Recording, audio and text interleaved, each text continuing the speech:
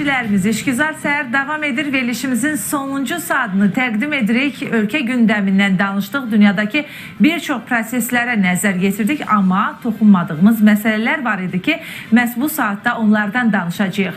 Bəli, bir sıra məsələlərdən, bir sıra istiqamətlərdən danışdıq. Sırada bir sujetimiz olacaq. Rusiya-Ukrayna müharibəsinin fonunda dondurulmuş Rusiya aktivlərinin taleyi yenidən müzakirə olunur. Böyük Britaniya, Fransa və Almaniya bu vəsaitlərin Ukraynaya dəstək məqsədi ilə istifadə olunması barədə razılığa gəlib. Mövzu həm beynəlxalq hüquq, həm də geosiyasi baxımdan fərqli yanaşmalar doğurur. Geniş müzakirəyə səbəb olan məsələni araşdırmışıq, izləyək.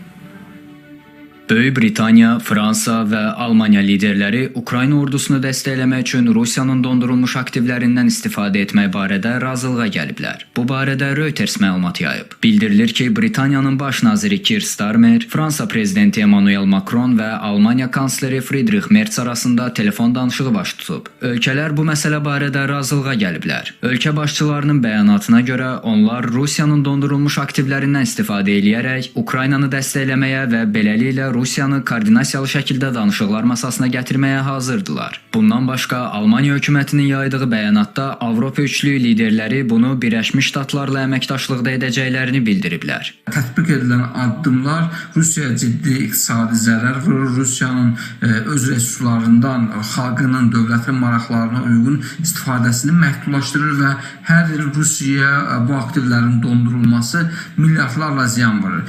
Təkcə söhbətdə aktivlərin potensial istifadəsi yox, həm də aktivlərin istifadəsi nəticəsində ortaya çıxan gəlirlərdən Rusiya məhrum olur. Təbii ki, bu proses həm də Avropanın maraqlarına uyğundur, çünki Avropa müharibədə Ukraynanı dəstəkləyir və böyük yardımlar eləyir. Rusiya-Ukrayna müharibəsinin başlaması fonunda dünya ölkələri Moskvanın hərbi əməliyyatlarını dayandırmaq və iqtisadi təsir göstərmək məqsədi ilə bir sıra sərt təzyiq mexanizmlərini əl atdı. Bu tədbirlərdən biri də Rusiya dövlətinə və Rusiyalı iş adamlarına məxsus xarici aktivlərin dondurulması oldu. Onlarla ölkə Rusiya Mərkəzi Bankının və dövlət müəssisələrinin xarici valyuta ehtiyatlarını blokladı. Təkcə Rusiya Mərkəzi Bankına məxsus aktivlərin təxminən 300 milyard Amerika Birləşmiş Ştatları dolları məbləğində olduğu bildirilirdi. Bir sıra Avropa ölkələri, xüsusilə Baltik dövlətləri həmin vəsaitlərin Ukraynanın bərpası və müdafiəsi üçün birbaşa istifadəsini təklif etdilər. Hətta Estoniya 2023-cü ildə Rusiya aktivlərinin müsadirəsini mümkün eləyən qanun layihəsi qəbul etmişdi. Bəzi digər üzv ölkələr bu cür addımların beynəlxalq hüquq baxımından problemli olduğunu qeyd edir. Bir dövlətin xarici ehtiyatlarının müsadirəsi beynəlxalq hüququn pozulması, xüsusilə də BMT nizamnaməsi baxımından təhlükəli ola biləcəyini vurğulayırlar. Rusiya isə bu addımları kəskin şəkildə pislədi. Rəsmi Moskva aktivlərin dondurulmasını oğurluq adlandırdı. Rusiya rəsmiləri dəfələrlə bəyan eləyirlər ki, bu addımlar beynəlxalq hüququn və dövlət suverenliyinin açıq şəkildə pozulmasıdır. Ekspertlər isə düşünürlər ki, məsələnin iqtisadi tərəfləri ilə bərabər bir sıra siyasi tərəfləri də var. Almanya, Fransa ve İngiltere'nin bu girişimlerin ilerleyen zamanda sorun duymakları şekliyle karşılarına çıkma ihtimali olduğu hatırdan çıkartılmamalıdır.